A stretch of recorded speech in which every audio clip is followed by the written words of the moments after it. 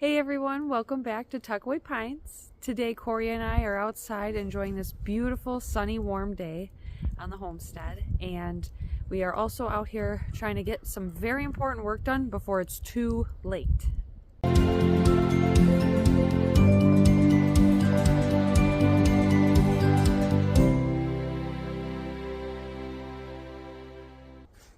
So when we first moved onto the property, we purchased a couple apple trees, and unfortunately not all of them survived.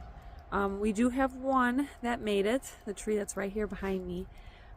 This one is a few years old now. It is a Wolf River apple tree, and right now we are currently in the middle of February. And right now it is the time to prune the apple trees.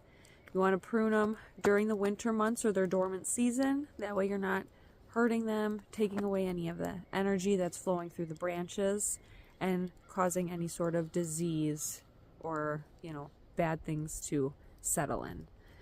So, as you can see behind me, this guy's pretty big for being only a few years old. Got a lot of shoots, a lot of branches here, and we definitely need to go in here and clean this guy up.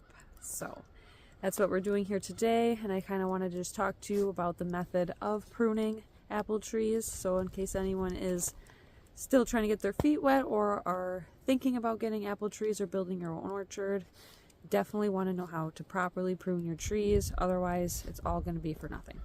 So I'm going to turn the camera around and kind of show you a little bit more of the tree and explain the little tips and tricks when it comes to pruning them. So here is our magnificent Wolf River.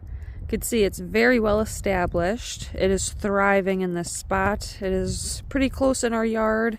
Can see it from the house, can kind of keep our eye on it, and definitely no pests have seemed to want to get close enough to mess with it. So we're very thankful for that. But you can definitely tell that on this tree there's plenty of branches, plenty of different shoots. They're all going in all sorts of different directions. So the objective for today is to come in and definitely prune it up, thin it out a little bit. And a lot of people would think thinning it out would kind of hurt the tree, prevent apples from growing, but actually it is the other way around. When spring, summer, and things starting to liven up again, all that energy is going to come out of the base of the tree, out of the root system, and into these branches. And you want all that energy to focus on actually producing fruit instead of just producing more branches and more leaves. So that's today's objective, is to find these fruit-bearing branches, cut out anything that is going to just soak up or suck up any energy and not do anything productive with it. And we will also go in here and clean up any broken branches that just seem to have broken, or anything that looks like it could be diseased. So we're going to go get our supplies. So a few things that we'll be using today just to make this job so much easier. Some hand pruners here. I do have just a little set of handheld pruners. You do want them sharp, so either buy brand new if you don't have anything on hand, or just take some time, sharpen your blades up, because that'll make the cutting that much easier, not only for you, but better for the plant as well in the long run. And then also, depending on the size of your tree, how old it is, or how thick the branches are, you might need a pair of these loppers. I had them sticking in the snow, which probably shouldn't do that either, but just for the time being, yeah, you want a pair of loppers or something for a nice big branch, that way you can snip that off. And again, you want a nice sharp blade as well. Not only easier for you, but safer for the plant as well. It causes less breakage when you have a nice sharp blade. It's a nice clean cut instead of, ripping or tearing at any of the fibers that could potentially hurt the tree and cause disease and damage too in the long run. So take the time, sharpen your blades. And then again, also depending on the size or height of your tree, you might want a step stool or a little step ladder to get up to the higher branches. But thankfully, Corey's pretty tall, and I'll let him do all that stuff up there.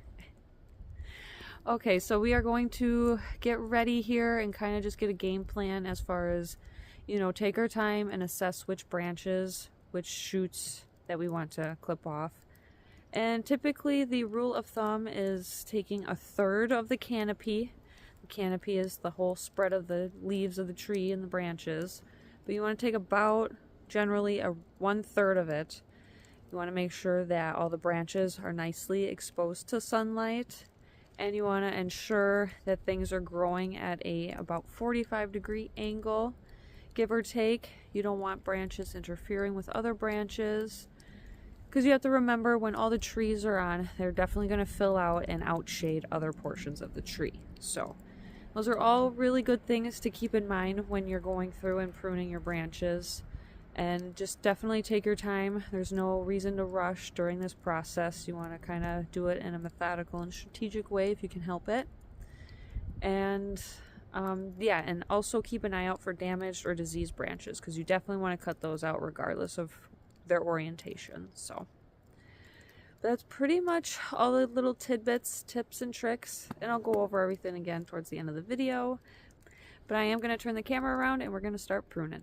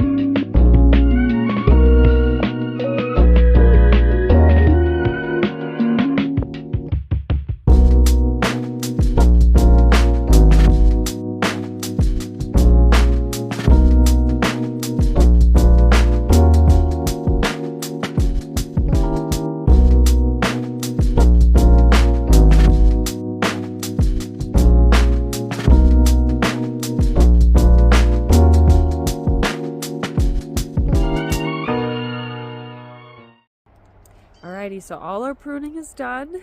Tree definitely looks a lot different, a lot more thinned out, but that is totally okay because it'll help with the production of the tree in the very long run.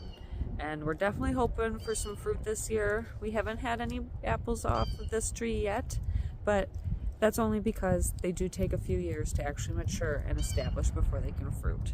So some key points to take away from this video as far as pruning apple trees go is to you want to take about 1/3 of the canopy out. Any more might be a little too much, too excessive. Any less, you might not have gotten everything that needs to be cleared out. So about 1/3. And you want to cut any branches that are damaged, diseased, or dead.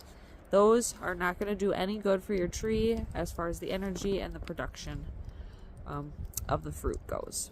And then also you want to take out any branches that are growing straight up, straight down, or straight towards another branch. You don't want these branches to get tangled up, and you got to also picture when all the leaves are on during the growing season. So all those leaves are going to kind of take up room as well. So you don't want that to smother another branch that's trying to produce fruit. So, and typically anything that isn't growing at a 45-degree angle also, that's a good angle. You don't want anything going straight up, because how can you reach anything that's growing straight up? And anything growing straight down is just going to head to the ground. It's going to get damaged. Pests are going to nibble on it. So just get it out of the way altogether.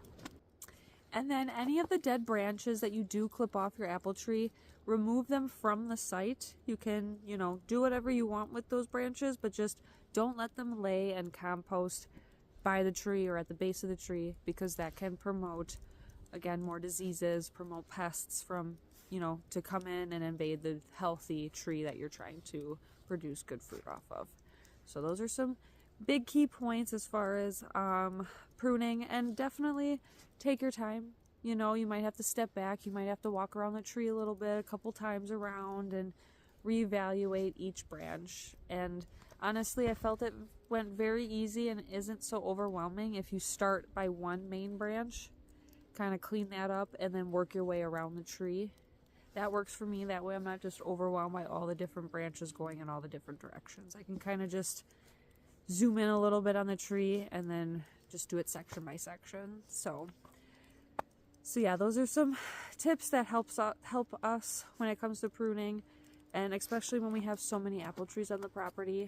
If you have been following along with us lately, past few seasons, we've been just adding apple trees to the property. We actually have kind of like a mini mock orchard set up.